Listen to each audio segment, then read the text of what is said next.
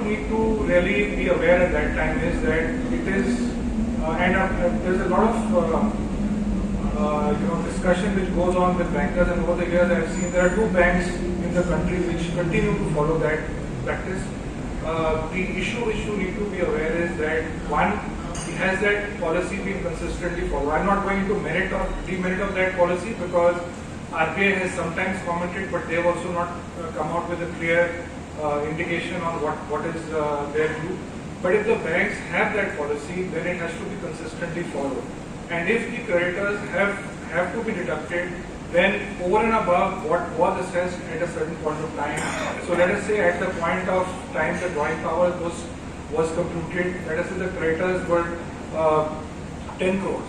Now, if at a point of time later on, when you are looking at the drawing power, because drawing power is to be computed on an ongoing basis, but the creditors have increased to let's say 12 crores, and it has not been deducted, the 2 crores incremental is not being deducted, then it causes a challenge, and that you have to see. Sometimes the creditor information which is coming does not match with the others, which means the inventory, debtors and creditors which you are getting may not match. The creditors figure may be lower than warranted because if you look at the stock statement, you will see that the inventory and debtors, so you need to correlate and see, okay, if this is the purchases, actually is this the right amount of creditors. So this is something which one needs to be aware of and really consider it very, very carefully. The drawing power, especially accounts where you think industries are under stress or accounts which have been under stress, which have been restructured, drawing power computation need to be looked at very, very carefully. Agriculture advances, again, there is no specific new restructuring requirement for agriculture advances, but the challenge happens in terms of how accounts are regularized. At times, and this is a comment which RBI made in one of the banks at a very, very senior level, they said that the accounts have been shown as regularized, but there is no demonstration that actually cash is being received. So you need to be careful that if there are, let's say, KCC accounts or there are other accounts where the accounts are shown as regularized, is it a way in which it can be really checked that cash realization was made? Year-end regularization of accounts, and these I'm talking from the RBI circular. Year-end regularization of accounts, again, needs to be looked at very, very carefully. If it's a single entry, again, account has been in stress, you need to see if it has come from genuine sources. And that is exactly what so it should not be that there are, it has to come from business sources, it should not come from personal sources, it should not be taken as a loan from somewhere. These are things which one needs to really consider as far as year-end regularization of accounts are concerned. Also, personally, I've seen cases where we also look at subsequent clearance, and we found in cases earlier that money has been received, but subsequently it has been reversed. So those are also things which one needs to look at very, very carefully. And RBI says that anything, a single solitary credit or very few credits towards the end just to regularize the account have to be looked at very carefully. Subsequent recoveries in accounts, and this is an issue which keeps coming up every time, it still remains, which is that the account is a non-performing asset as on the close of the balance sheet date, which is 31st March. There is a recovery which is received later on, and the bank submits to you that the account can be upgraded.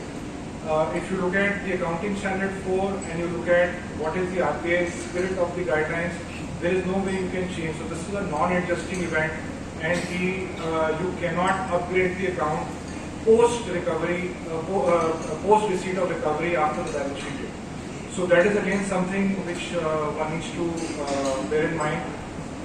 If there are NPAs and recovery is received, how is it appropriated? Does it go to interest? Does it go to principal? This is again a clear, the accounting policy of the bank has to be clear. Most of the banks are looking at first taking the charges, then unrealized interest, then interest, and thereafter principal. But so you need to see one, that what is the accounting policy which is being there? Is it being followed consistently or not? So this is something which one needs to look at. Then uniformity of asset classification. So asset classification is done borrower-wise, and especially in cases where one account becomes NPA, the entire borrower becomes NPA. The question which come up is, do related party subsidiaries also become NPA? No. But if there is a stress in the main account, it is in the main account, you should also look at the associated companies, the subsidiaries and associated companies also, to see if that stress is really translating into the account being classified as a non-performing asset. But per se, just because a parent company account is non-performing, the subsidiary does not become non-performing. Then, other than the monetary default, there are certain non-monetary defaults also. For instance, if there is a delay in receipt of stock statement, if there is a delay in receipt of stock statement more than 3 months, then the account becomes out of order. Account becomes out of order, and then the irregularity continues for 90 days. The account can be downgraded to a non-performing asset, despite the fact that there is money which is coming into the account. So this is one non-monetary default. The other is as far as review or renewal is concerned.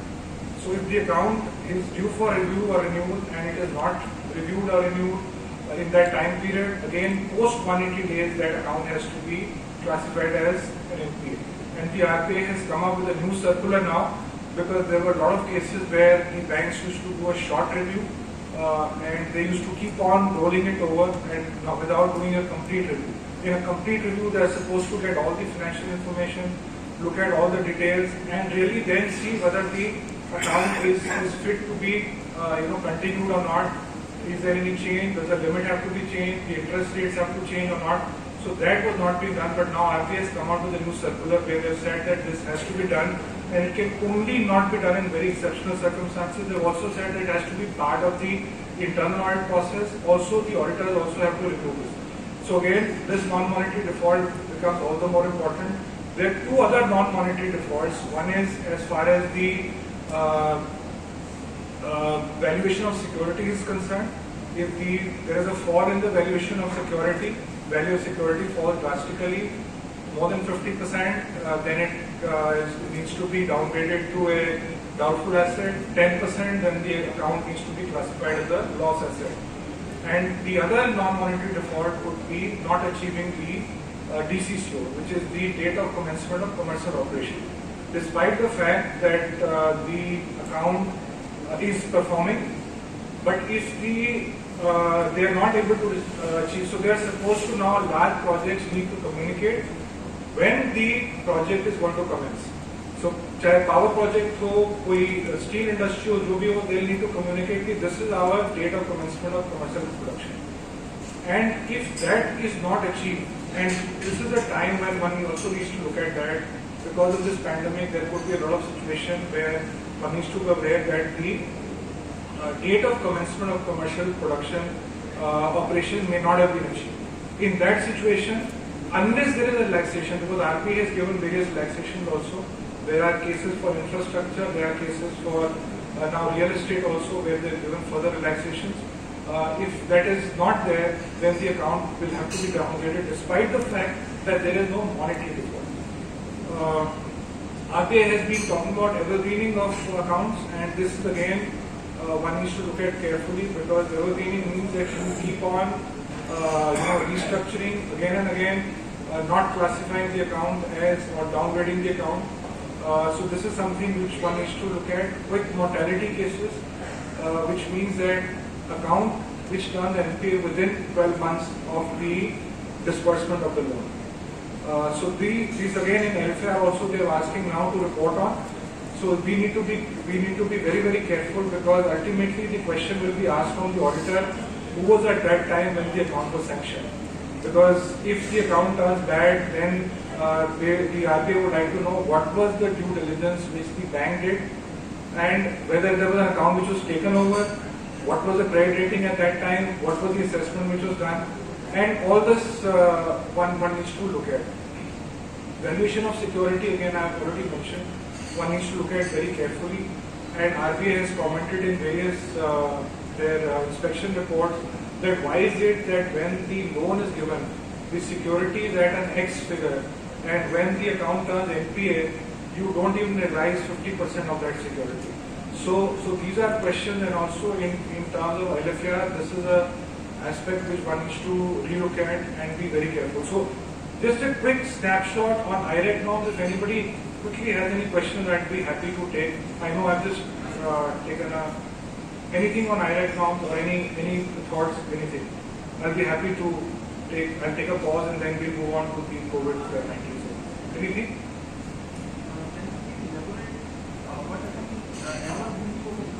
Could you just be louder? Sorry. Evergreening of loans. Yeah, evergreening of loans means that you are continuing to. So you are not classifying the account as a non-performing asset. You are continuing to either give extension. You are, let's say, you are giving ad hoc limits which are not permitted, or you have restructured the account repeatedly, or the account is not being classified the way it should be classified, and you are continuing to give concessions which are not genuinely justified. Either the economic condition does not justify, or you just want to save the account from becoming an NPA. That is everything. And in fact, even in the statement in economic survey, they have talked about RBI is going to look at evergreening today. So that is the term which is used. Anything else?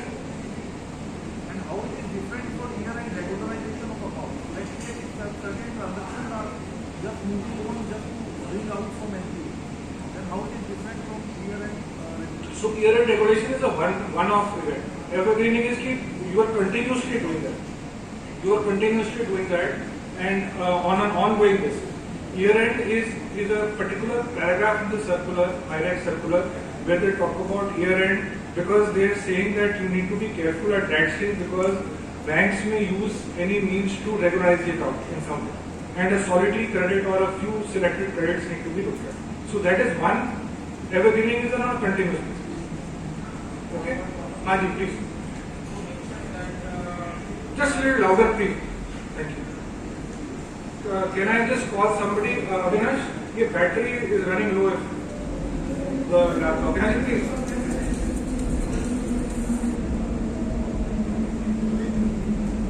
Haji, right.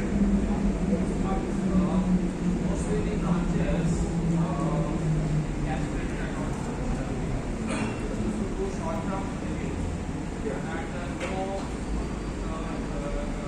sanction, as well as the human of the sanctions. And 21st year margin forward, even exceeding would be of 4 or 5 times. So when we had the issue that this becomes something the account may be classified as NPA that way. So they said no, RBI circular says that the review of the renew sanction. So I also read that circular. That said review of the renew, and they used to keep on flouting the rules. Whereas I attended a few seminars where it was categorically mentioned that 3 times okay, but more than that short-term review is not allowed. But they used to allow. So what is now recent circular you mentioned? Circular. Yeah. I would like to just know. So I have that towards the end. I'll come to that. Thank you. इसको कर लिया क्या?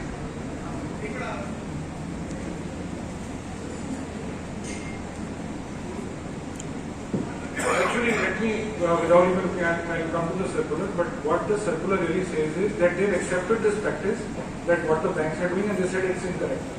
And you have to carry out the full review, which is required. And they have now said that this will come under the audit process also. So you will be, your internal auditor or the concurrent auditors will now need to ensure that this is done in this way. So that is what they've said. So that practice is no longer, banks can flout those rights. This is August 21, 2020. This is applicable in this year. Thank you. So let's move ahead quickly to the COVID related circular. And so the RBI came